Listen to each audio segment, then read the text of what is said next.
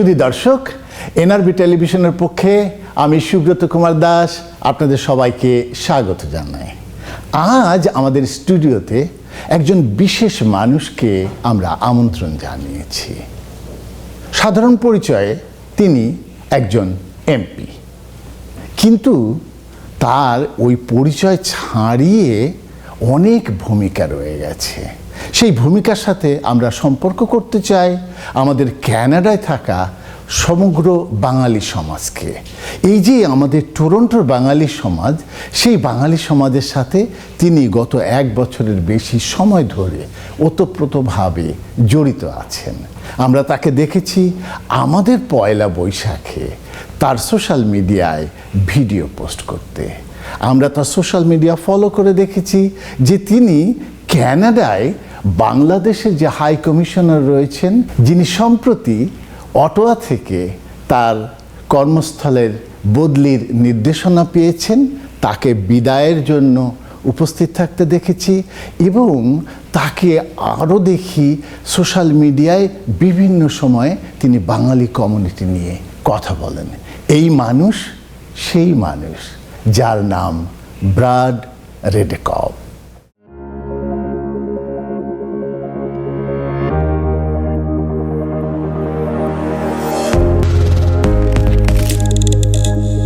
যেমনটি বলছিলাম, ব্রাড রেডেকপ তিনি একজন এমপি।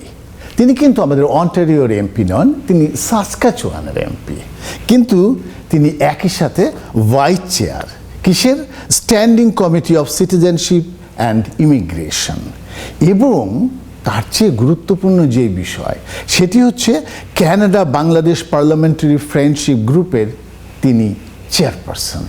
এই জায়গাটাই হচ্ছে আমাদের কাছে বিশেষ গুরুত্বের, এবং সেই কারণে একজন ব্র্যাড রেডেকপকে আমরা আপনাদের সাথে পরিচয় করাতে চাই, তার কথা শুনতে চাই। আমরা বুঝতে চাই যে এই যে কনজারভেটিভ পার্টির একজন এমপি, যিনি বর্তমানে অ্যাসোসিয়েট শ্যাডো মিনিস্টার হিসেবে দায়িত্বরত রয়েছেন ইমিগ্রেশন, রিফিউজিস এবং সিটিজেনশিপ মন্ত্রণালয়ের, সেই অ্যাসোসিয়েট শ্যাডো মিনিস্টার ব্র্যাড রেডেকপ তিনি কি ভাবেন, কি পলিসি নেন। Brad, welcome to NRB Television. Thank you so much for having me. It is our pleasure that you are giving us time. And for the last 1 year, or I should say more than 1 year, we have been seeing you that you have been visiting the Bengali community of Scarborough, of the GTA in Ontario, and I found that you are very much associated with the Bengali community of your own riding and locality. How do you feel to be with the Bengali people? Oh, Bengali people are wonderful. You know, one of the very first people that I met when I got into politics in Saskatoon was a Bengali man, and he's become a good friend. And he introduced me to many other folks from Bangladesh, and so it just became a very natural thing for me. I got to eat the food and enjoy the culture and meet people all across the country, and it's been a lot of fun. I love Bengali people. Thank you very much, and you can understand that when you'll be praising us, we will be happy.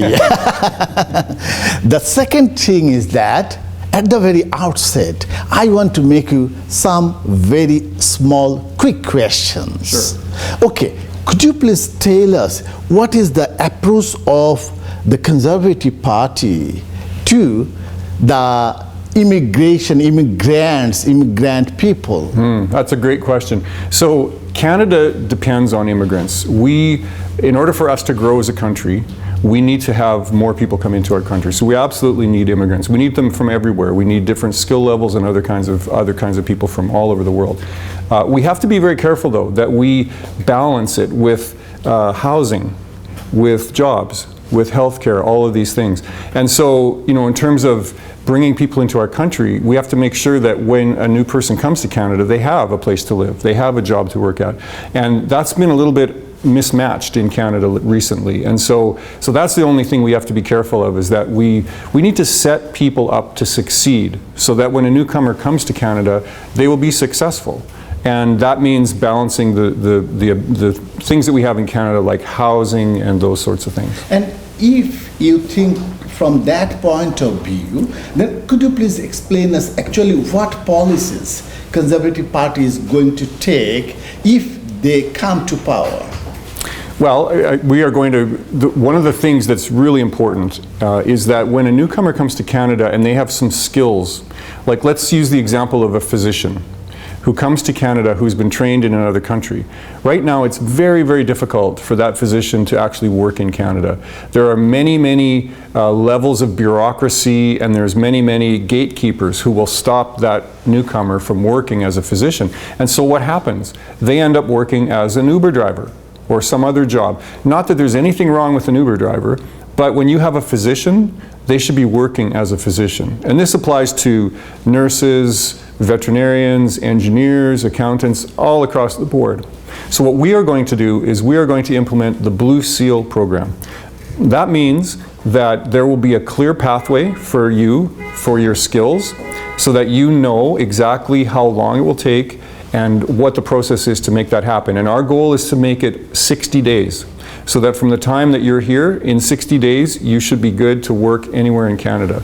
And so there'll be a test. You'll have to have the qualifications from a test perspective. If you pass that test, you're good to work in Canada. And that's, I think, a very important thing, because did you know that we have tens of thousands of physicians, foreign trained physicians in Canada right now, yes, who are not working as the physicians. Not working as yes, physicians. It's been a very sorry saga for the country. And what do we need? Yeah. We need physicians, right? Yeah. And many others. So this is a big problem that we would like to fix. Are you going to take the same policies for the people of other professions? Yes, right now we're focusing on professions, yes. So it would apply to all professions. Because right now in Canada there is something called a Red Seal program. That applies to plumbers, carpenters, electricians, those types of jobs.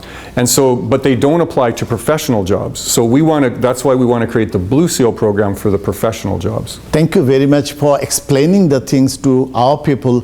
And you know that we are the Bangladeshi people, we are the South Asian people, and many of the times we hear that there's a rumor that a Conservative Party is not that much friendly to the immigrants. How will you explain that? Yeah, it's just not true. And you know, one of the key ways that I think you can understand a little bit better is when you look at the values.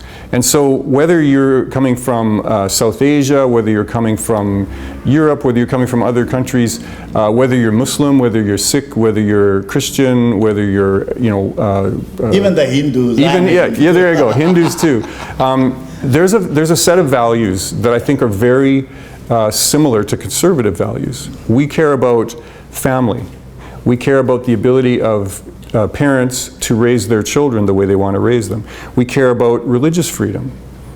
You know, you're a Hindu, I'm a Christian, you should have every right to worship how you choose, as should I. We care about the economy. We want the government to be smaller. We want taxes to be smaller.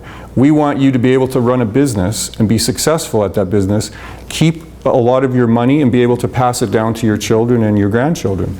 These are some of the values that are very important to conservatives and a little bit unique to us. The other parties don't share those values.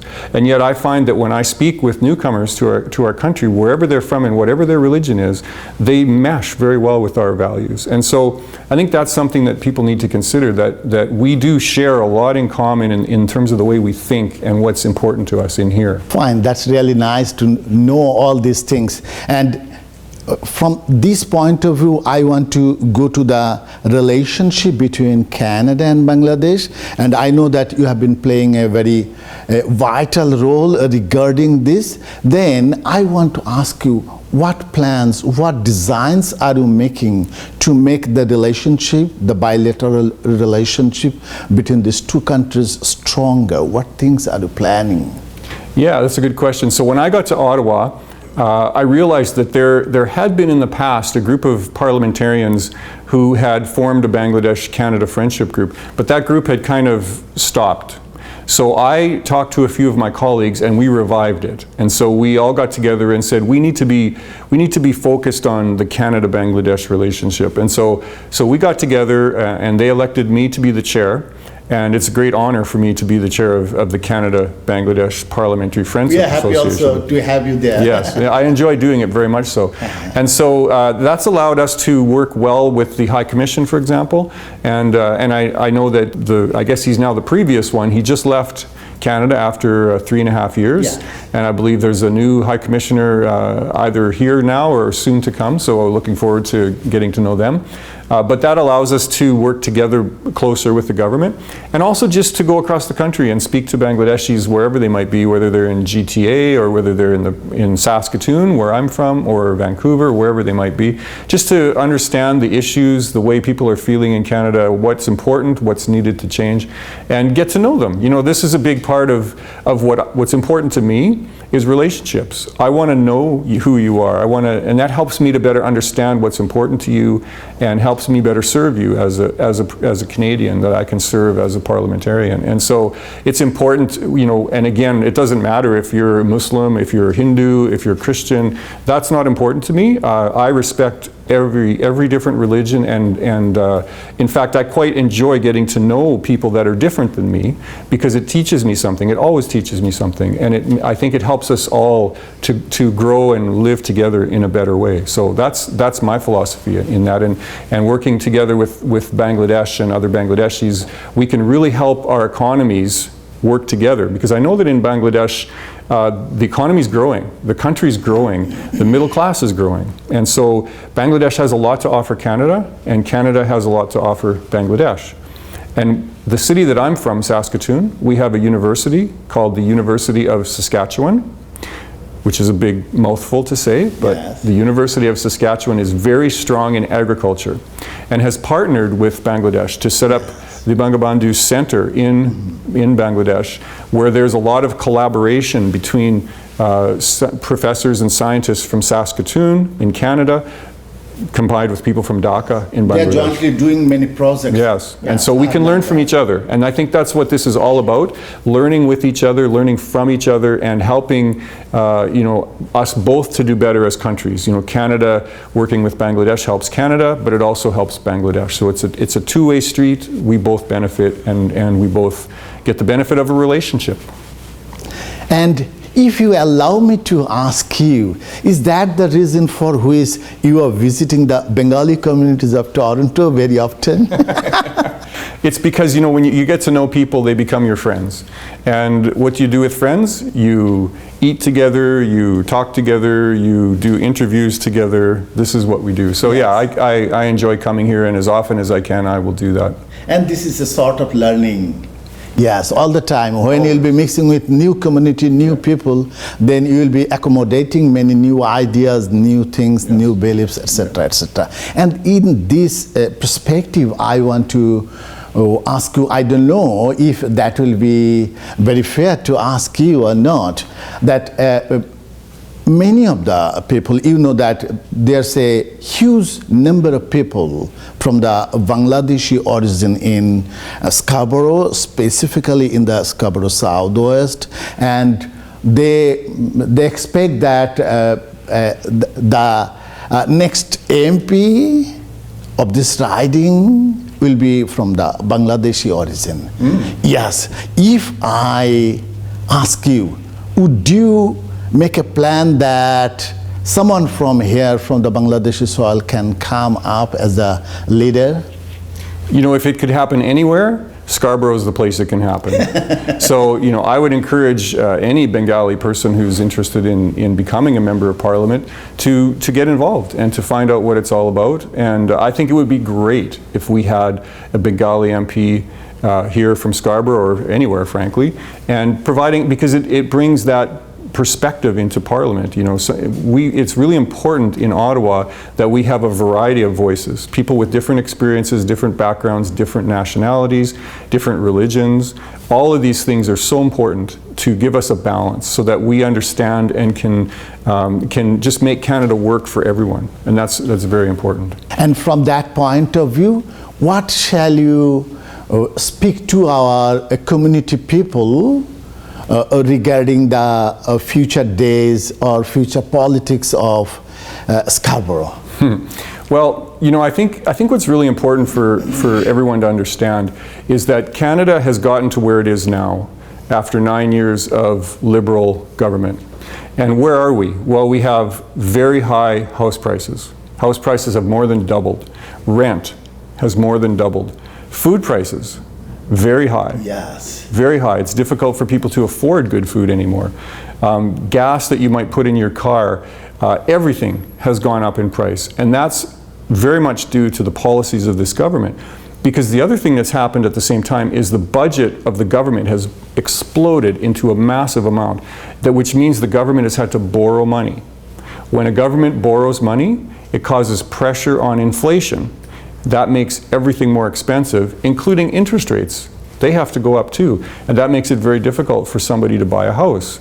And right now, if you're a young person in Canada, whether you live in Scarborough or anywhere, it's very difficult for you to save the down payment, number one, and then actually buy the house, because house prices are high, interest rates are high.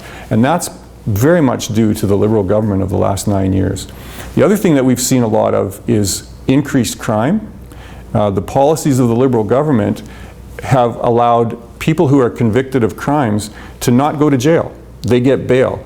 And so when you are committing a crime, you might get arrested and then you're put back out onto the street. And then you commit another crime, you get arrested, you're put back out onto the street. And this continues in a circle. And it causes repeat crimes to happen. And so these are some of the things that we want to fix. So the very first thing that we're going to fix in government as Conservatives is we're going to get rid of the carbon tax. The carbon tax is a tax. It makes everything more expensive. It makes food more expensive.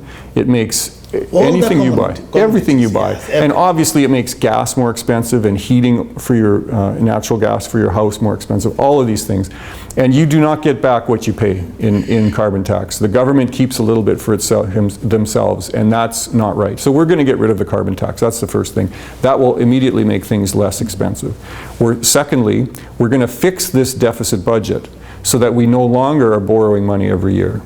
Right now, we are paying $54 billion on interest in our country.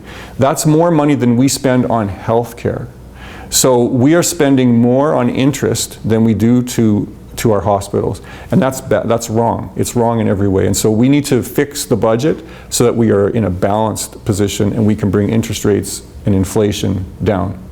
The third thing we need to focus on is building more houses, because there are not enough houses for the people that come to Canada. And this is very important, not just for people here, but for people who might be coming in the future, newcomers. As I said earlier, they need a place to live. They need a place to rent or to buy. And so we need more apartments, we need more rental housing, we need more houses that you can buy, more condos, we need more of everything.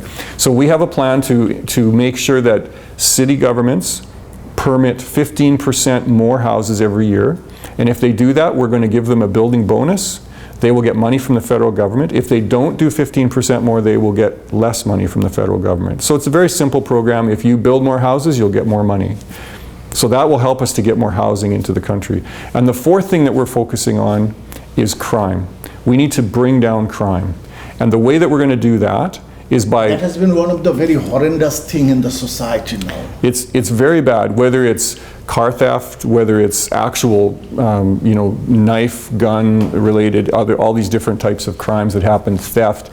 There are just so many criminal things happening with drugs, and so what we are going to do is we are going to, number one, make sure that if you are a repeat offender, that you actually go to jail, because there has to be a consequence to your actions. Right now there is no consequence. And that's because of the Liberal government. They have purposely changed the laws to make it much easier for people to get out on bail.